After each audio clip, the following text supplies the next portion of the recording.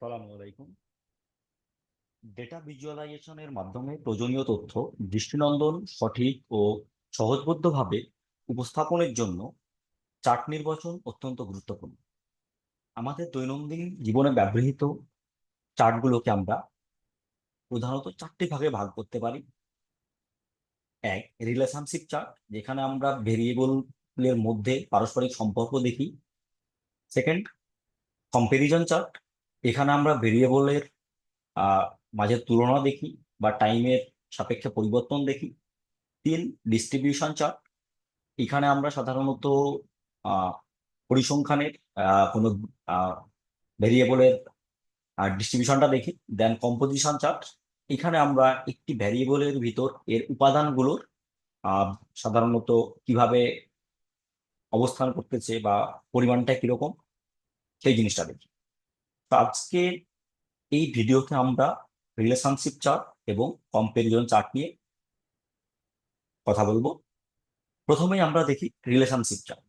Relationship চার্টে আমরা সাধারণত ভেরিয়েবলের মাঝে পারস্পরিক সম্পর্ক দেখি।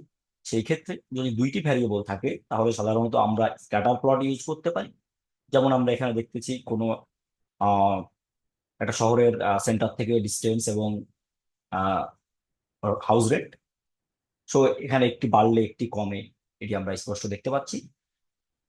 দেন যদি সেক্ষেত্রে তিনটি ভ্যারিয়েবল থাকে তাহলে আমরা তৃতীয় ভ্যারিয়েবলটিকে উপস্থাপনের জন্য সাধারণত বাবল সাইজ ইউজ করি।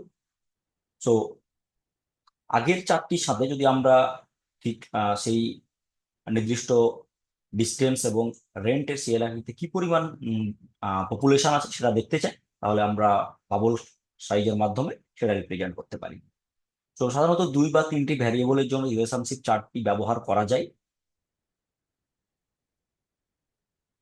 এরপর আমরা দেখব কম্পারিজন চার্ট। সো কম্পারিজন দুই ধরনের হতে পারে, একটি হচ্ছে স্ট্যাটিক, একটি হচ্ছে ডাইনামিক, অর্থাৎ টাইমের সাথে পরিবর্তনশীল। সো স্ট্যাটিক চার্টের ক্ষেত্রে যদি ক্যাটাগরির সংখ্যা খুব অল্প হয় এবং ভ্যারিয়েবলের সংখ্যা এক বা দুইটি হয়, সেই ক্ষেত্রে আমরা বার চার্ট ইউজ করতে পারি।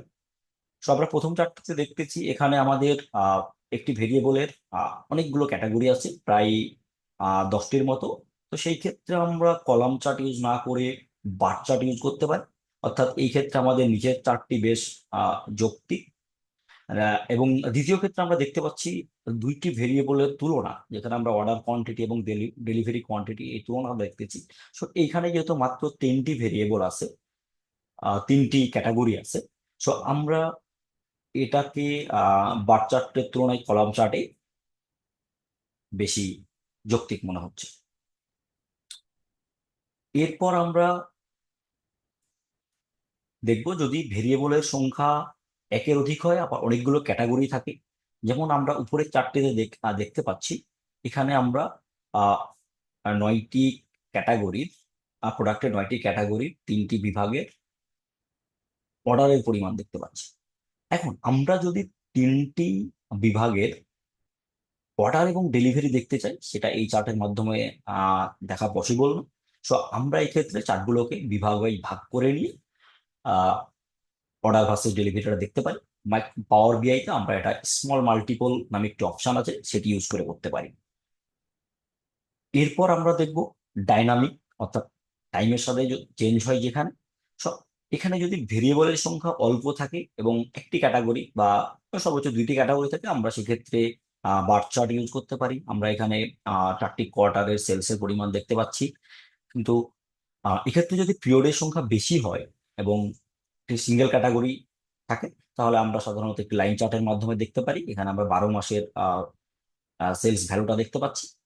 দেন যদি আমাদের পিরিয়ডের সংখ্যা দেখা গেল অল্প কিন্তু ক্যাটাগরির সংখ্যা মাল্টিপল, আবার দেখা গেল যদি পিরিয়ডের সংখ্যা অনেক হয় বা ক্যাটাগরির সংখ্যা অনেক হয়, সেক্ষেত্রে আমরা মাল্টিপল লাইন ইউজ করে লাইন চার্ট ইউজ করতে পারি।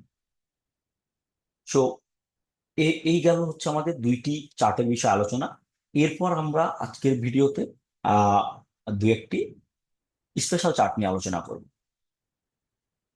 সো প্রথমেই আসি, আমরা পাওয়ার বিআই কিছু স্পেশাল চার্ট নিই। যেমন আমরা যদি কখনো কোনো গ্র্যান্ড টোটাল টাইপের ডেটা দেখাতে চাই, অর্থাৎ আমাদের ইয়ারলি সেলস কত, আহ, বা আমাদের ইয়ারলি ডেলিভারি কত, বা ইয়ারলি প্রফিট কত, এই ধরনের জন্য আমরা সাধারণত কার্ড ইউজ করতে পারি।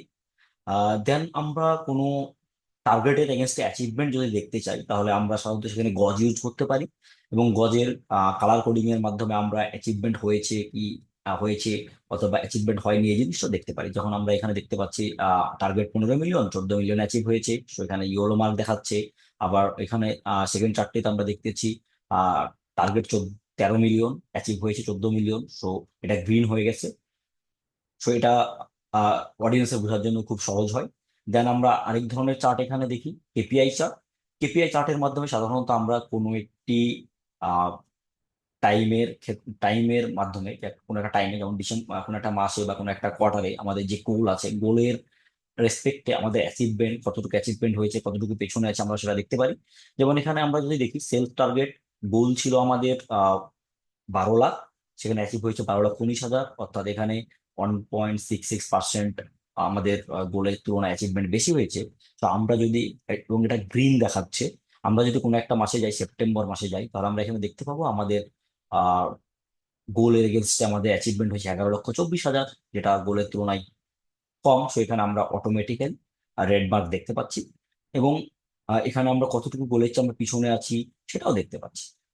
আহ এরপর আমরা আরেকটি চার্ট দেখব, সেটা হচ্ছে ডিকম্পোজিশন ট্রি। এটা সাধারণত হায়ারার্কিয়াল ডাটার ক্ষেত্রে ইউজ করা হয়।